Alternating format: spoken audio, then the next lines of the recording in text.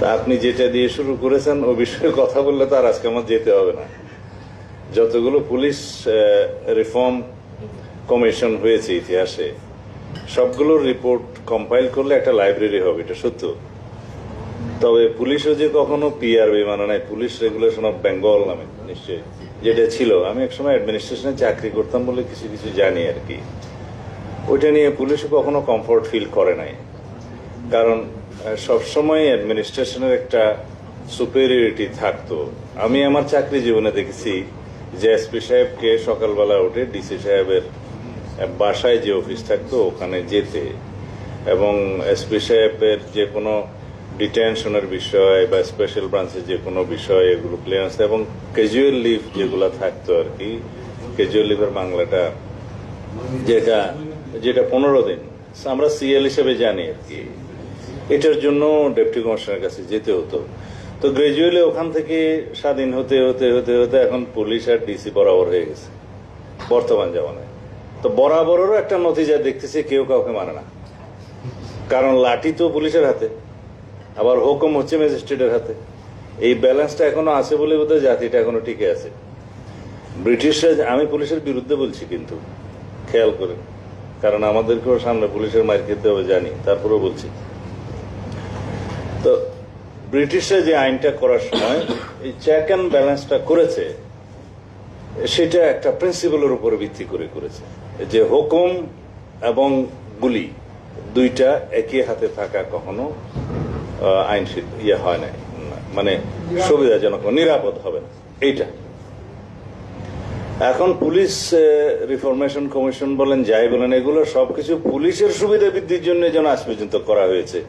But আমি চাচ্ছি না যে প্রশাসনের ইন্টারফারেন্স বেশি থাকুক পুলিশের উপরে, সেটাও বলছি না, কিন্তু এটা নির্ধারিত হয় সমাজে আমরা পুলিশকে কিভাবে দেখি তার উপর। বিচার যেমন হয় যে তার চরিত্রটা কিরকম তার উপরে। এখন আপনাদের এই যে ওয়ার্কিং পেপার যেটা দিয়েছেন তার লাস্ট প্যারাটা আমার খুব পছন্দ হয়েছে, সেটা পড়ি আগে। The spirit of the July-August uprising categorically revealed a visible disconnect between people and the police. যেই লিখেছে আমি তাকে পুরস্কার দিতে চাই। Having said that, it also opened up a new window to strike a good deal between them. ঠিক আছে, এটার জন্য আমরা এখনো ওয়েট করতে পারি।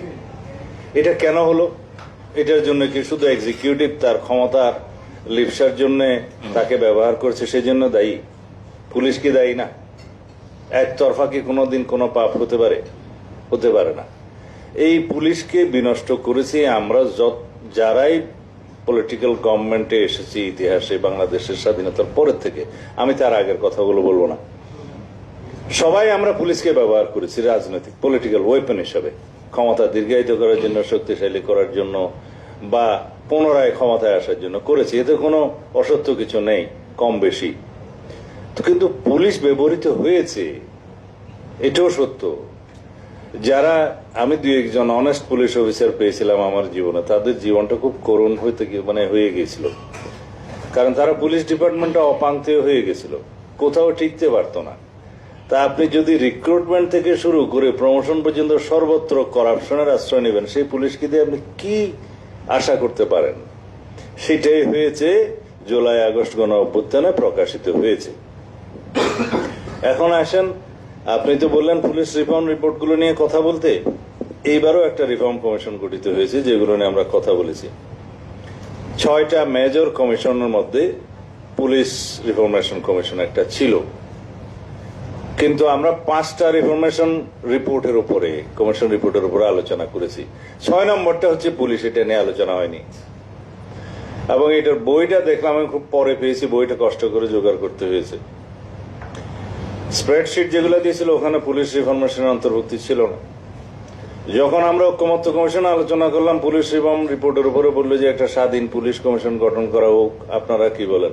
সবাই 1 to 1 বললো যে ঠিক আছে, আমরা সবাই এগ্রিড। আমরাও এগ্রিড হলাম। এটা হবে প্রস্তাবিত একটা আইনের ভিত্তিতে, এবং আইনের যে কমিটি গঠন, তাদের পাওয়ার ফাংশন যেগুলো ডিটেল করা হয়েছে সেটা ওখানে ছিল। ওখানে কিছু মাইনর পরামর্শ ছাড়া বাকিরা কেউ কিছু ওখানে পরামর্শ দেয় নাই। পরামর্শগুলো সঠিকই ছিল যে এটা আইন প্রণয়নের মধ্য দিয়ে স্বাধীন পুলিশ কমিশন গঠিত হবে, সেখানে পুলিশ বিভাগের কর্মরত বা এক্স ফর্মার সবাই আবেদন করতে পারবে, তাদের বিভিন্ন অভিযোগ দিতে পারবে। বেশিরভাগ থাকবে হলো জনগণ, যারা পুলিশ কর্তৃক বিভিন্নভাবে নির্যাতিত হয়েছে অথবা অনিয়মের শিকার হয়েছে, তাদের অভিযোগগুলো থাকবে, তদন্ত হবে, তারা রিকমেন্ড করবে, সেই রিকমেন্ডেশন রেসপেক্টিভ ডিপার্টমেন্টে গেলে ফর অ্যাকশন সেগুলো মানতে বাধ্য হবে। এই একটা আইন আমরা লাস্টে বলেছি যে তাদের রিকমেন্ডেশন যেন ওই শুধুমাত্র রিকমেন্ডেশন হিসেবে না থাকে, সেটা যেন মানতে বাধ্য করা হয় ডিপার্টমেন্টগুলোকে, সেই আইনের মধ্যে সেই এনফোর্সমেন্টটা থাকবে। এখন তাতে করে পুলিশের মধ্যে যারা নির্যাতিত হবে বা যারা শিকার হবে অন্যায়ের, তারাও যেমন বেনিফিট পাবে, আর জনগণের মধ্যে যারা অন্যায়ের শিকার হবে তারাও বেনিফিট পাবে। সেই হিসাবে একটা স্বাধীন পুলিশ কমিশন যদি গঠিত হয়, যেটা আমরা এগ্রিড হয়েছি, সেটাতে কিছুটা নিষ্কৃতি। এখানে সেই বিষয়ে আপনারা বলেছেন যে statutory police commission citizens expectation, যেটা বলেছেন স্ট্যাটিউট তো এনাক্টমেন্টও স্ট্যাটিউট, তো এটা স্ট্যাটিউট না রেখে ইন্ডিপেন্ডেন্ট শব্দটা আমরা বলেছি, আপনি এটা কারেকশন করে নিতে পারেন। তবে স্বাধীন তো অনেক কিছু আছে বাংলাদেশে, কার্যকরভাবে স্বাধীন হওয়াটাই হচ্ছে মুশকিল। তা এখন শুধু নামকে হচ্ছে স্বাধীন হলে তো হবে, ওইটাই তো আপনাদের হাতে পড়বে আগামীতে। না, এইটা হচ্ছে আইনটা থাকবে স্বাধীন পুলিশ কমিশন গঠন, কিন্তু তার গঠন প্রণালী, তাদের মধ্যে যে তদন্ত সংস্থা থাকবে সেটা, তাদের কর্মপরিধি, তারা যে কোনো জায়গায় নিজেরা তদন্ত পরিচালনা করতে পারবেন অথবা নির্দেশ দিতে পারবেন বিভিন্ন বিভাগকে এই বিষয়টি খতিয়ে দেখার জন্য, এবং তাদের রিকমেন্ডেশনসটা যাতে ইমপ্লিমেন্ট হয় সেটা সবচেয়ে জরুরি। সেটাই যদি আইনে বাধ্যবাধকতা আনা হয়, সেটা হবে প্রকৃতপক্ষে স্বাধীনতা। তা আমরা আশা করছি সেরকম একটা স্বাধীন পুলিশ কমিশন গঠন করা যাবে এবং সবাই ঐক্যমত হয়েছে। এই বিষয়ে কোনো পার্টি দ্বিমত হয়নি। এখন দ্বিমত হলে শুধু পুলিশ হলে হইতে পারে, কারণ এর দ্বারা যদি পুলিশ ডিপার্টমেন্টের কেউ ক্ষতিগ্রস্ত হয় ভবিষ্যতে, তাহলে হইতে পারে, এখনো পর্যন্ত হয় নাই। তা আমরা জিজ্ঞেস করলাম এটা আপনাদের রিপোর্টে নাই কেন, বললে যে এই বিষয়টাই কেবল রিফরমেশন কমিশনে কেউ সিদ্ধান্ত নিতে পারে নাই। নিশ্চয়ই ওখানে পুলিশের চাপ ছিল, হতে পারে, কিন্তু ব্যুরোক্রেটদের চাপ ছিল। এখন স্বরাষ্ট্র মন্ত্রণালয়ে গেলে সবাই পুলিশ হয়ে যায়, সে ব্যুরোক্রেট হলেও পুলিশ হয়ে যায়।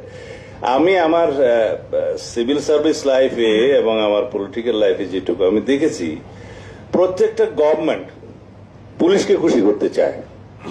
পুলিশের সমস্ত দাবি দেওয়া, রাজারবাগ পুলিশ লাইনে যখন বাৎসরিক একটা উৎসব হয়, ওখানে প্রধানমন্ত্রী যায়, যারা আদায় করলে যে সব মানতে হবে, আগামীতে ইলেকশন আছে, এই আমি এটা শুনেছি আমার নিজের কানে এবং দেখেছি। এবং আমাদের নেতারা সবাই প্রধানমন্ত্রীকে বলতে যে এটা মানতে হবে, নাহলে আগামী নির্বাচনে তাদের সুবিধা টুবিধা পাওয়া যাবে না ইত্যাদি। এই যে একটা মানসিকতা, এটা আমাদেরকে ধ্বংস করে দিয়েছে। এবং একই মানসিকতা আমি বলবো যে আর একটা গোত্রের ক্ষেত্রেও হয়েছে, যে তাদেরকে কিং মেকার বানিয়ে দেওয়া হয়েছে। এবং গ্রাজুয়ালি সবকটা গভর্নমেন্ট আমরা এই জন্য দায়ী। এই যে যা কিছুই চেয়েছেন সবকিছু দিতে হয়েছে। এখন হাউজিং ব্যবসা থেকে শুরু করে, হোটেল ব্যবসা থেকে শুরু করে, ডেয়ারি ব্যবসা থেকে শুরু করে সবকিছু আমরা দিয়ে দিয়েছি। এখন সেটা আমি নাম নিলেও সুবিধা। তো এখন এইভাবে দিতে দিতে দিতে দিতে এই পুলিশকে এবং অন্যদেরকে যে রাস্তা, যে জায়গায় আমরা তুলে রেখেছি, they became the king maker of the country. এবং এই জায়গাতে পলিটিক্যাল পার্টিগুলো পলিটিক্যাল কর্তৃত্ব হারিয়েছে। এবং বলা হচ্ছে যে রাজনীতিবিদদের হাতে থাকতে হবে। তা রাজনীতিবিদরা তো পলিটিক্সটা দিয়ে এসছে অন্য জায়গায়, তো সেইটা এখন ফেরত আনানোর দায়িত্ব আমাদের। যেটা লাস্ট প্যারাগ্রাফ দিয়ে শুরু করছিলাম, সেই জায়গাতে আসতে হবে। এখন পুলিশের এবং পাবলিকের মধ্যে যে দূরত্বটা, যে গ্যাপটা হয়েছে, সেই গ্যাপটা আমাদেরকে পূরণ করতে হবে এককভাবে নয়, পুলিশের সহায়তায়। শুধু পলিটিশিয়ানরা চাইলে হবে না, এমপিরা চাইলে হবে না, লেজিসলেচার এনাক্টমেন্ট করলে হবে না, পুলিশের সহযোগিতা লাগবে। এখন আমাদের সোসাইটিতে একটা কথা বিশেষভাবে আমরা বলতে চাই যে পুলিশকে আমরা যতই বলি দূষিত হয়েছে, নৈতিকতা হারিয়েছে, বিভিন্নভাবে তারা এখনো পর্যন্ত সংগঠিত হতে পারে নাই, এবং আইন প্রয়োগকারী সংস্থা হিসেবে তারা এখন প্রাইম ল এনফোর্সিং এজেন্সি হিসেবে আর কাজ করতে পারছে না। তৎসত্ত্বেও একটা কথা আছে, পুলিশ ভাইরা কিছু মনে করেন না, এটা হচ্ছে পুলিশ হচ্ছে their necessary devil of the society.